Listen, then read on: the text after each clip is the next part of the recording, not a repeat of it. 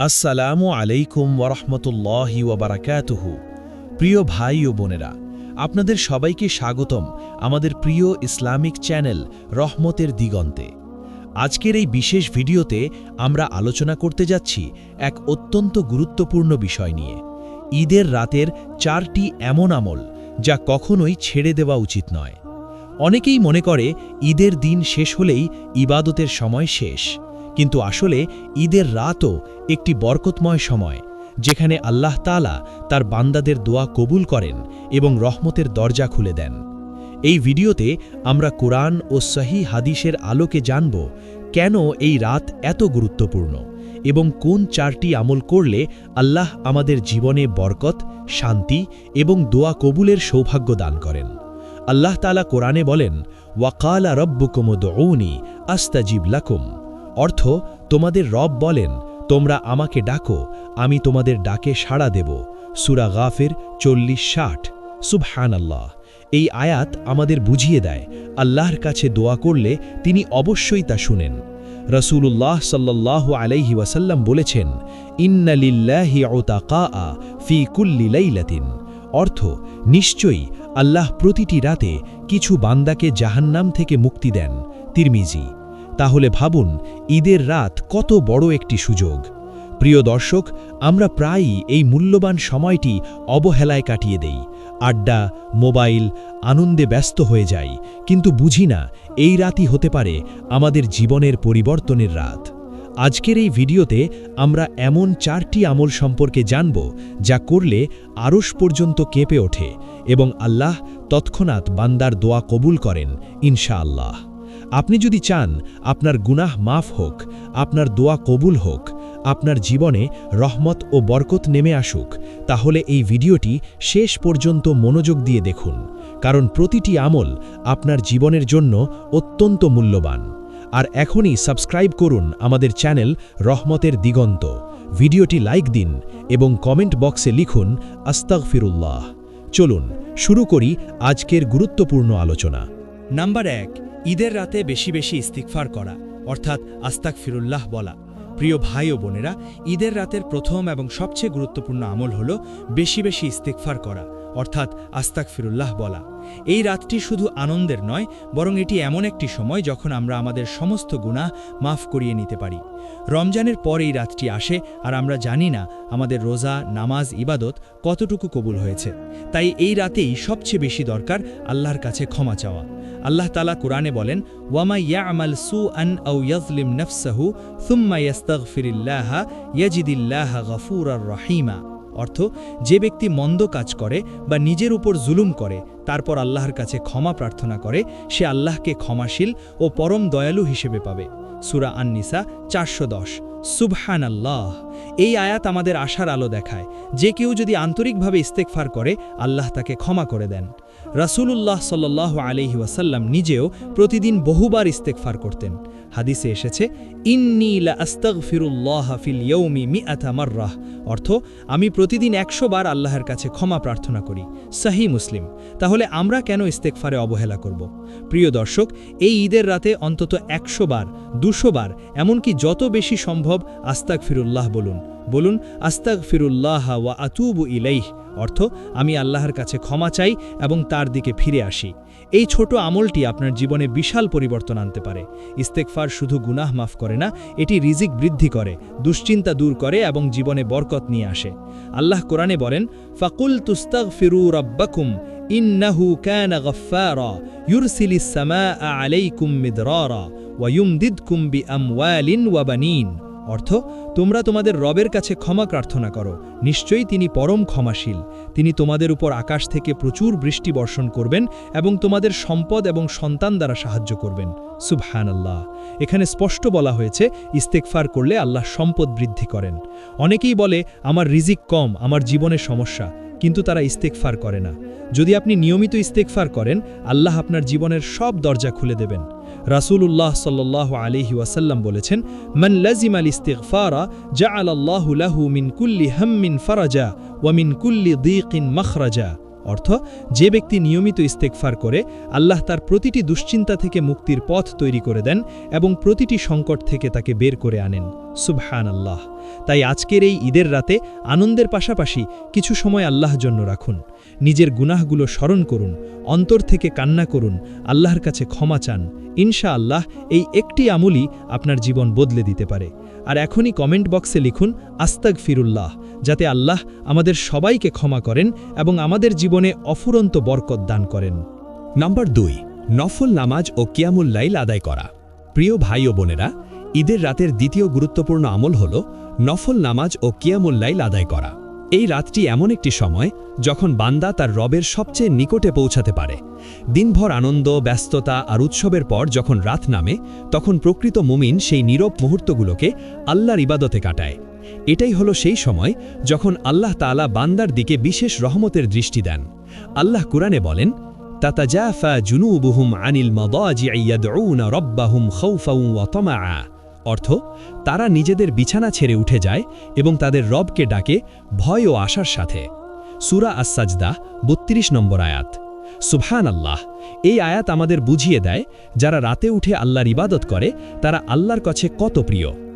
রাসূলুল্লাহ সাল্লাল্লাহু আলাইহি ওয়াসাল্লাম বলেছেন, আফদলুস সালাতি বা'দাল ফারিদাতি সালাতুল লাইল।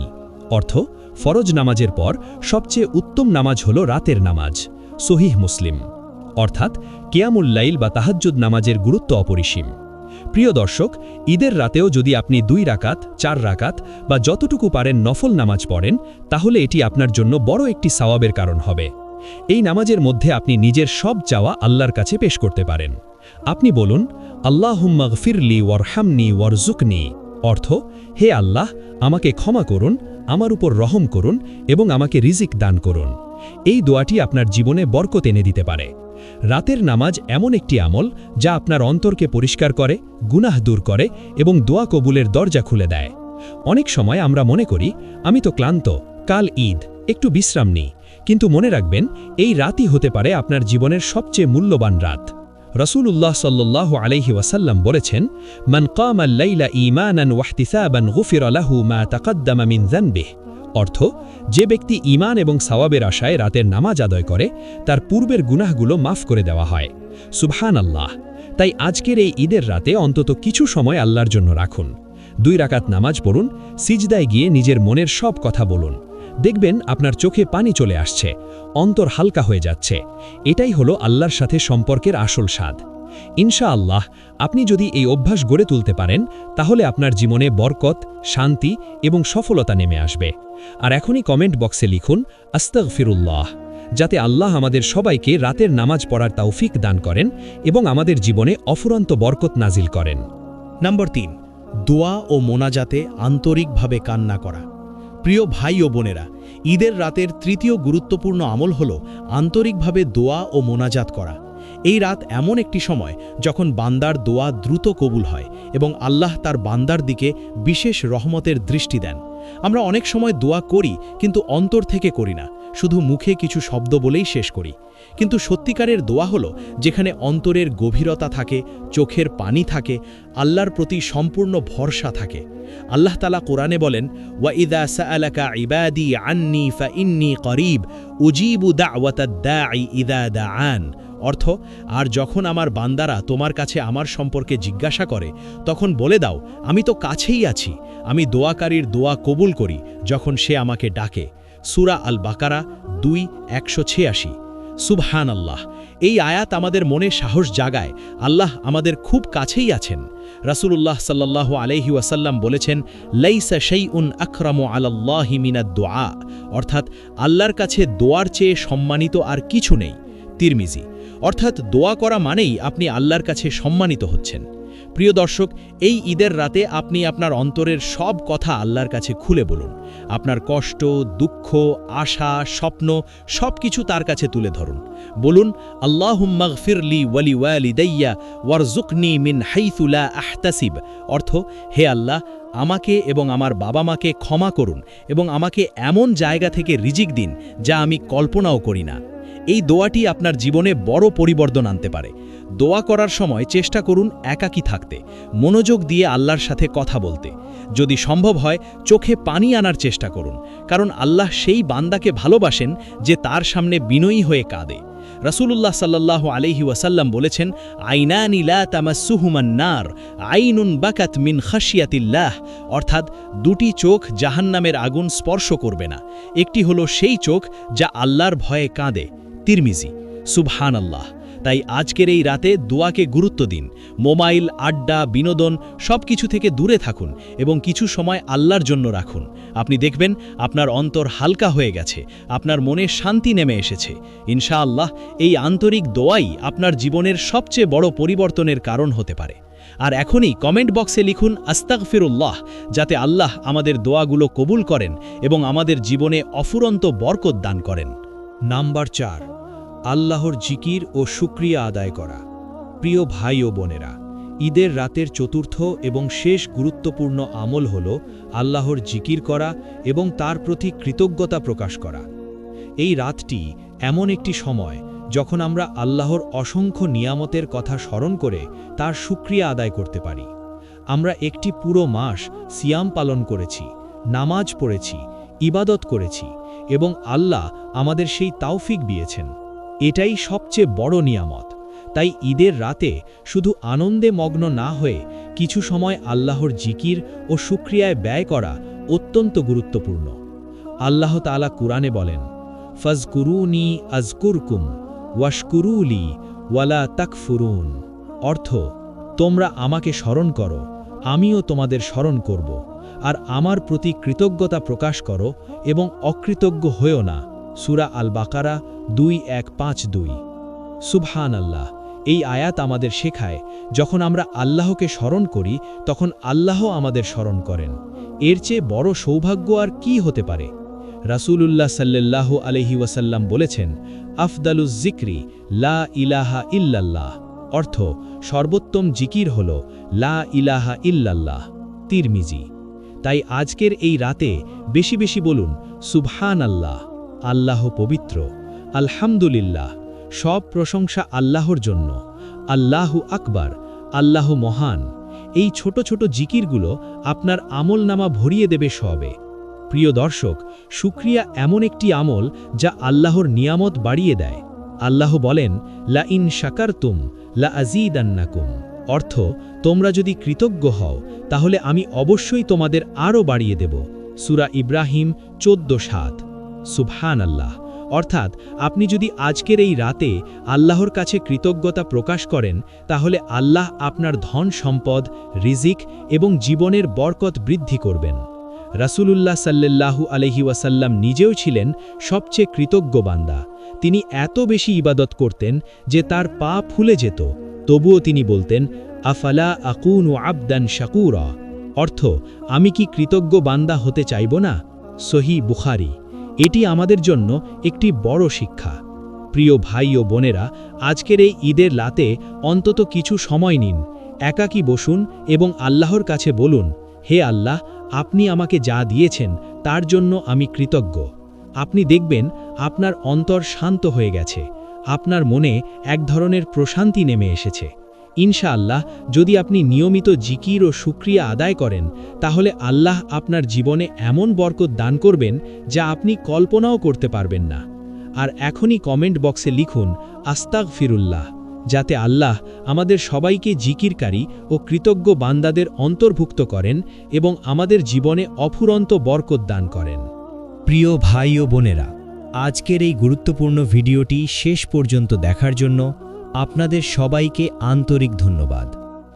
আজ আমরা আলোচনা করেছি ঈদের রাতের সেই 4টি বিশেষ আমল সম্পর্কে, যা আমাদের জীবনে বরকত, রহমত এবং দোয়া কবুলের দরজা খুলে দেয়।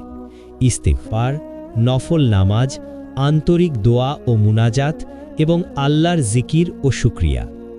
প্রিয় দর্শক, ঈদের আনন্দ আমাদের জীবনের একটি অংশ, কিন্তু এই আনন্দের মধ্যেই যদি আমরা আল্লাহকে ভুলে যাই তাহলে আমরা সবচেয়ে বড় ক্ষতির সম্মুখীন হব। এই রাতটি এমন একটি সুযোগ যা বারবার আসে না। হয়তো এই রাতই হতে পারে আমাদের জীবনের পরিবর্তনের রাত, গুনাহ মাফের রাত, দোয়া কবুলের রাত। আল্লাহ তাআলা বলেন, ওয়াজকুরুল্লাহা কাসীরান লাআল্লাকুম তুফলিহুন। অর্থ, তোমরা বেশি বেশি আল্লাহকে স্মরণ করো যাতে তোমরা সফল হতে পারো। সূরা আল আনফাল ৮:৪৫। সুবহানাল্লাহ, এই আয়াত আমাদের মনে করিয়ে দেয় সফলতা শুধু দুনিয়ার নয়, বরং আখিরাতের সফলতাও আল্লাহর স্মরণেই নিহিত। রাসূলুল্লাহ সাল্লাল্লাহু আলাইহি ওয়াসাল্লাম বলেছেন, মান লাজিমাল ইস্তিগফারা জাআলাল্লাহু লাহু মিন কুল্লি হাম্মিন ফারাজা। অর্থ, যে ব্যক্তি নিয়মিত ইস্তিগফার করে আল্লাহ তার প্রতিটি দুশ্চিন্তা দূর করে দেন। আবু দাউদ। তাই প্রিয় ভাই ও বোনেরা, এই 4টি আমলকে শুধু আজকের রাতেই সীমাবদ্ধ রাখবেন না, বরং এগুলোকে আপনার জীবনের অংশ করে নিন। ইনশাআল্লাহ আপনি দেখবেন আপনার জীবনে শান্তি আসবে, আপনার রিজিকে বরকত হবে এবং আপনার দোয়া আল্লাহ কবুল করবেন। প্রিয় দর্শক, যদি এই ভিডিওটি আপনার ভালো লেগে থাকে এবং আপনি উপকৃত হয়ে থাকেন, তাহলে অবশ্যই ভিডিওটি লাইক দিন, আপনার প্রিয়জনদের সাথে শেয়ার করুন যাতে তারাও এই গুরুত্বপূর্ণ আমলগুলো জানতে পারে। আর এখনই সাবস্ক্রাইব করুন আমাদের প্রিয় চ্যানেল রহমতের দিগন্ত এবং পাশে থাকা বেল আইকনটি অন করে রাখুন যাতে ভবিষ্যতে এমন আরও ইসলামিক ও শিক্ষামূলক ভিডিও সহজেই পেয়ে যান। সবশেষে কমেন্ট বক্সে লিখুন আস্তাগফিরুল্লাহ, যাতে আল্লাহ আমাদের সকলের গুনাহ মাফ করে দেন এবং আমাদের জীবনে অফুরন্ত বরকত দান করেন। আল্লাহ আমাদের সবাইকে এই আমলগুলো করার তৌফিক দান করুন এবং আমাদের জীবনকে রহমত ও বরকতে ভরে দিন। আমিন।